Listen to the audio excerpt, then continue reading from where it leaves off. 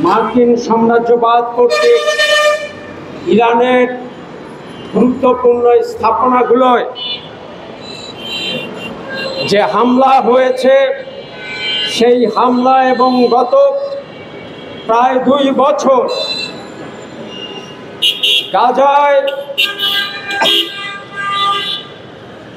শিশু নারী হত্যা হচ্ছে, যে হত্যার প্রধান মদতদাতা যুক্তরাষ্ট্রের হোয়াইট হাউস সহ ইউরোপীয় সভ্যতার দাবিদার দেশগুলো। তাদের খুব সহজ কথা, ইসরায়েলকে নিরাপদ করতে হবে, আর এই ইসরায়েলের নিরাপত্তার জন্য ফিলিস্তিনের হাজার হাজার, এ পর্যন্ত প্রায় 60,000 মানুষকে তারা হত্যা করেছে। প্রতিদিন পত্রপত্রিকায় আমরা দেখি গাজার অসহায় শিশুগুলো যারা তার বাবা মাকে হারিয়ে একা একা পথে ঘুরছে, খাদ্যের অভাবে, পানীয়ের অভাবে তারা মানবেতর জীবনযাপন করছে। কোনো নিরাপদ জায়গা নেই।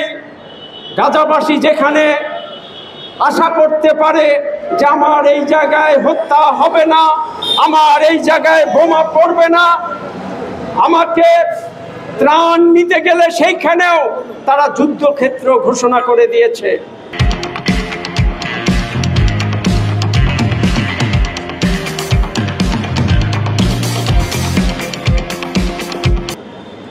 একইভাবে ট্রাম্প সাহেব ঘোষণা করলেন, আমি ইরানের সর্বোচ্চ নেতা খেমেনির আশ্রয়স্থল শনাক্ত করেছি, আমি যে কোনো সময় মারতে পারি, আমার সুবিধা মতো সময়ে আমি মারব। পৃথিবীটা কি বর্বরদের রাজত্ব শুরু হয়ে গেল? প্রকাশ্যে কোনো নেতাকে, একটা দেশের সর্বোচ্চ নেতাকে এইভাবে হত্যা করার প্রকাশ্য ঘোষণা কেউ দিতে পারে? এটা আমরা চিন্তা করতে পারি। এই একই কাজ আমরা যদি বলি, তাহলে আমরা সন্ত্রাসী হব, জঙ্গি হব। আর ওনারা যেটা করবেন সেইটা মানবতার কাজ হবে, সেইটা গণতন্ত্রের কাজ হবে, সেইটা শান্তির পক্ষে কাজ হবে। এই দ্বিচারিতা বন্ধ করুন ট্রাম্প সাহেব। ইউরোপীয় ইউনিয়নের নেতারা আপনারা বন্ধ করুন।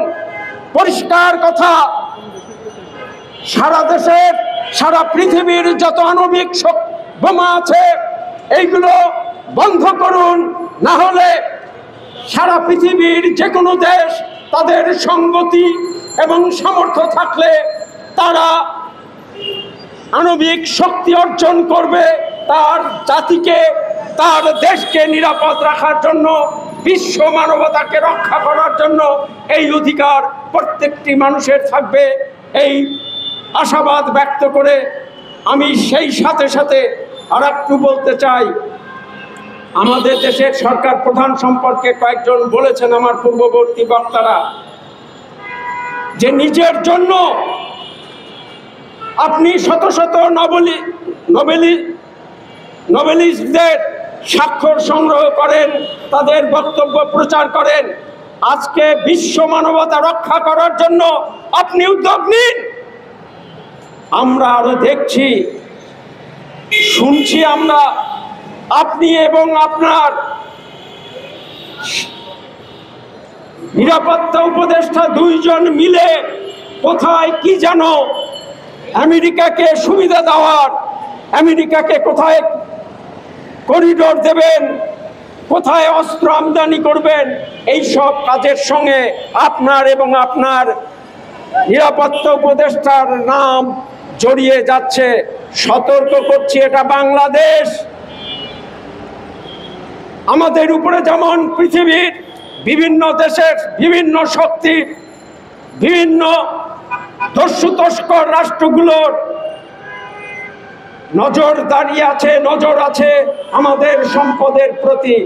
এটাও মনে রাখবেন, বাংলাদেশে কেউ 200 বছর রাজত্ব করেছেন, কিন্তু শান্তিতে নয়।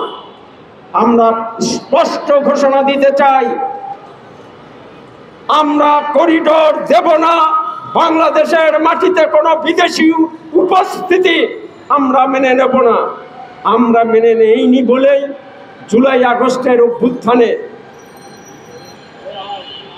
এই দেশের যে সরকার পার্শ্ববর্তী দেশ ভারতের সঙ্গে একটু বেশি জাতীয় স্বার্থ সংরক্ষণ না করে কিছু কাজ করতে গিয়েছিল, তার শাস্তি তারা পেয়েছে। আপনি যদি মনে করেন বিশ্ব মোড়লকে ডেকে নিয়ে এসে আপনি দেবেন আর আমরা আপনার দয়ায় চুপচাপ থাকবো, না, এই দেশের মানুষ তা করবে না, করতে পারে না। এই বলেই আমি আমার বক্তব্য এখানেই শেষ করছি। জয় বাংলাদেশ, জয় বাংলাদেশ জাসদ।